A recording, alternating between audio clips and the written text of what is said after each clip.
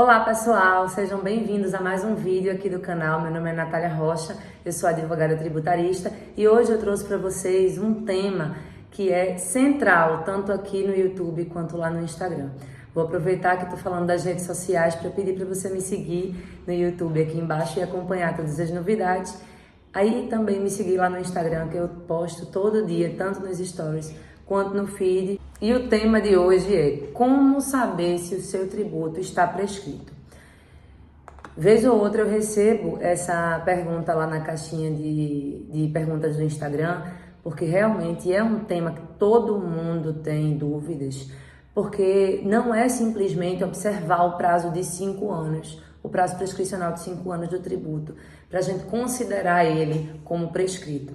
E aqui nesse vídeo eu vou te explicar exatamente como a gente pode considerar essa prescrição ou não.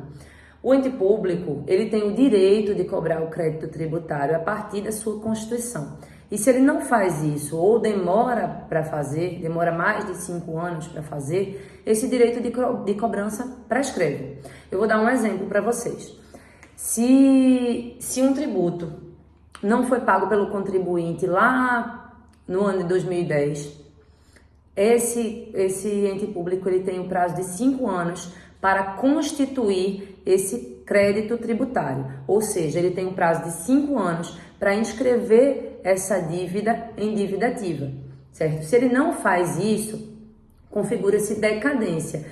Algo que a gente não vai falar aqui hoje especificamente, mas para vocês entenderem todo o cenário do fato gerador desse tributo até a prescrição. Se o ente público não inscreve em dívida ativa, nesse prazo de 5 anos também, esse tributo decai, certo?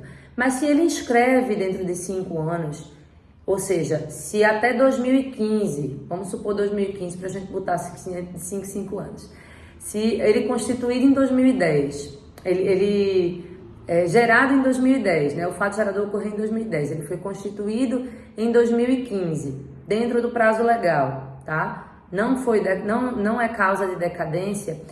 O ente público ele tem mais 5 anos para cobrar por esse crédito que foi constituído.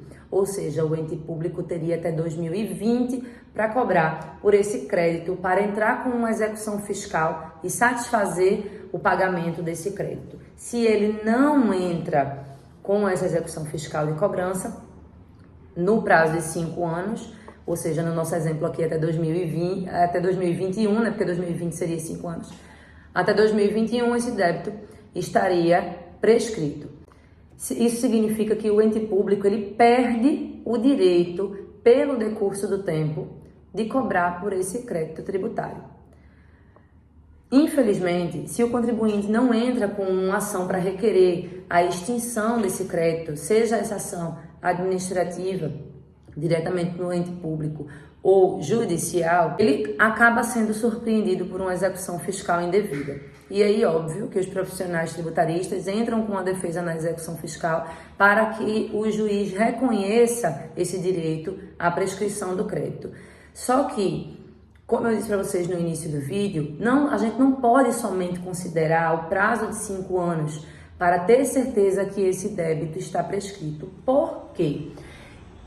Para que o débito seja realmente considerado prescrito, a gente precisa também analisar as causas de suspensão e de interrupção do prazo prescricional. Quais são as causas de suspensão do prazo prescricional? Suspendem o crédito tributário, de acordo com o Código Tributário Nacional, a moratória, o depósito de montante integral dentro da execução fiscal, por exemplo, as reclamações e recursos, as concessões de medida liminar em mandado de segurança ou em outra ação, como uma ação anulatória, por exemplo, e o parcelamento. O parcelamento, inclusive, ele é causa de suspensão e interrupção do prazo prescricional. Tem um vídeo aqui no YouTube falando para vocês que parcelamento nem sempre é a solução. Eu vou colocar no final desse vídeo aqui esse vídeo sobre parcelamento que eu mencionei para vocês, porque muita gente acha que a saída para pagar um tributo é o parcelamento, quando na verdade ao contratar um profissional especializado, um tributarista que reconheça qualquer tipo de prescrição, o contribuinte pode deixar de pagar todo o débito. Então, parcelamento nem sempre é a solução para o pagamento do débito tributário. Quais são as causas de interrupção do prazo prescricional? As causas de interrupção são o despacho de citação do executado, mas isso já em ação de execução fiscal, o protesto judicial, tá? E aqui eu vou abrir um parêntese para falar também sobre o protesto extrajudicial. O protesto extrajudicial ele pode ser feito, certo? Só que ele não configura suspensão ou interrupção do prazo prescricional. Então, aquele protesto que é feito em cartório não é considerado para fins de contagem na interrupção do prazo prescricional. Outra causa seria um ato judicial que constitua em mora um devedor, por exemplo, uma notificação judicial ou extrajudicial ao contribuinte, mesmo depois do crédito constituído. Isso é pouco comum na prática, mas está previsto em lei. A quarta e última causa para a interrupção do prazo prescricional é algum ato que importe em reconhecimento do débito pelo devedor, ou seja, pelo contribuinte. Que atos seriam esses? Como, por exemplo, o parcelamento, que eu mencionei para vocês antes. As transações tributárias, as confissões de débito, as adesões a plano de recuperação judicial, negócios jurídicos firmados com os entes públicos também configuram um ato de reconhecimento do débito pelo devedor e tantos outros. O que é interessante mencionar por último aqui nesse vídeo para vocês é que cada situação de débito inscrito em dívida ativa, débito tributário inscrito em dívida ativa, deve ser analisada de forma minuciosa pelo profissional tributarista.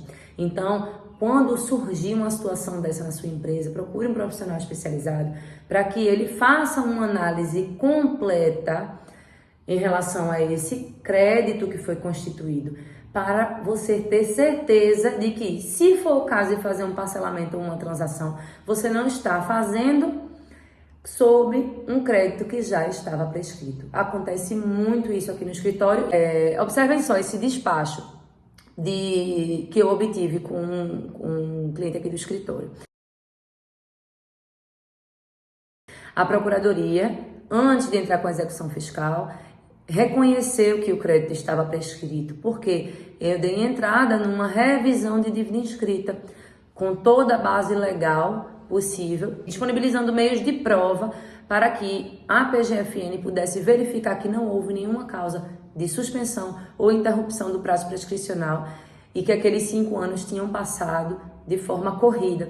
O meu cliente conseguiu desconsiderar o valor de R$318 mil. Se ele não tivesse me procurado, talvez ele tivesse parcelado essa dívida.